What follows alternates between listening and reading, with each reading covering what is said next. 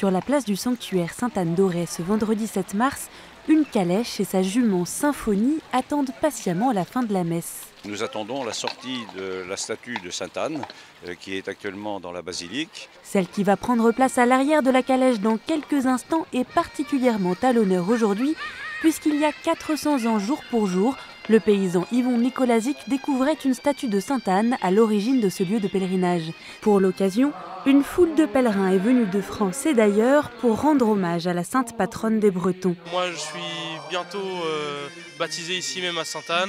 Sainte-Anne c'est déjà notre grand-mère et puis elle nous a comblé de bénédictions depuis de nombreuses générations. Ma grand-mère disait toujours quand tu passes en Bretagne n'oublie pas de saluer Sainte-Anne. J'ai été exaucée d'une manière particulière donc pour moi c'est un peu, je viens aussi en action de grâce, voilà.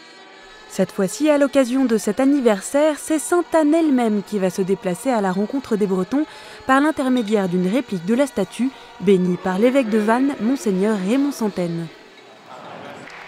Aujourd'hui, en effet, Sainte-Anne débute une troménie de plusieurs mois à travers le Morbihan. C'est Rémi Seigle, ancien militaire à la retraite, qui coordonne le projet depuis maintenant 2 ans. La troménie, c'est un terme breton qui veut dire le tour d'un lieu monastique, le tour d'un lieu sacré. Dans la troménie, il y a un aspect giratoire. On va faire le tour du département, le tour du diocèse. Pourquoi dure-t-elle très longtemps, 4 mois et demi ? Eh bien parce que l'objectif que nous a fixé Monseigneur Santaine est de passer dans un maximum des 144 paroisses du diocèse. Et nous allons passer effectivement, faire étape dans 115 de ces 144 paroisses. Que ta main bénisse cette calèche. C'est Monseigneur Santaine qui a lancé cette initiative. À l'occasion de ce 400e anniversaire, on cherchait à avoir une manifestation un peu originale, qui parle aux Bretons, qui soit en même temps une œuvre d'évangélisation, et dont nous avons pensé, puisque Sainte-Anne est venue à la rencontre des Bretons en 1626, eh bien en 2026, Sainte-Anne va revenir à la rencontre des Bretons.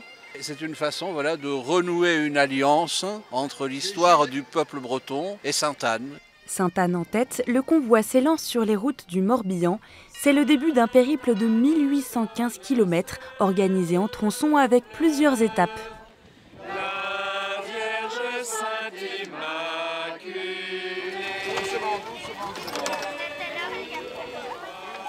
Les tronçons sont pris en charge par 400 bénévoles des différentes paroisses. Jean-Louis et sa femme Florence gèrent ce début de troménie de Sainte-Anne-d'Auray à Plumergat. On est très heureux d'être sur ce parcours. Il faut penser aux moindres détails et c'est vrai qu'on ne s'en rend pas compte quand on ne l'a pas fait. Donc c'est énormément de travail. Voilà, mais c'est énormément de joie aussi. La file est longue, beaucoup ayant tenu à être là pour le départ. Sainte-Anne, c'est notre bonne mère et elle nous a donné Marie qui nous amène à Jésus. C'est ma ferveur populaire, c'est ma foi. J'ai envie d'être là. Voilà, prier, marcher et témoigner de la présence de Sainte-Anne sur nos terres bretonnes et pour le monde entier. Après un peu plus de 5 km rythmés par des chants et la prière, Sainte-Anne et ses pèlerins arrivent enfin à Plumergat, première étape de cette troménie, où ils sont accueillis par un goûter et des animations préparées par les paroissiens. Nous sommes les premiers à accueillir la troménie, donc on se devait de faire les choses vraiment bien. Et on a de la chance, on a le soleil avec nous et on a beaucoup de monde, donc je suis très heureuse de recevoir Sainte-Anne ici aujourd'hui.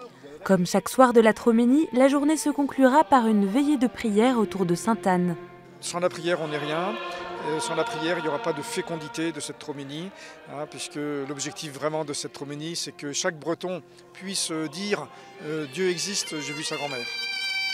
Sainte-Anne va continuer à visiter les Bretons jusqu'au 26 juillet, date du Grand Pardon de Sainte-Anne, où elle accueillera les pèlerins chez elle, au sanctuaire Sainte-Anne-d'Auray, comme chaque année depuis 400 ans.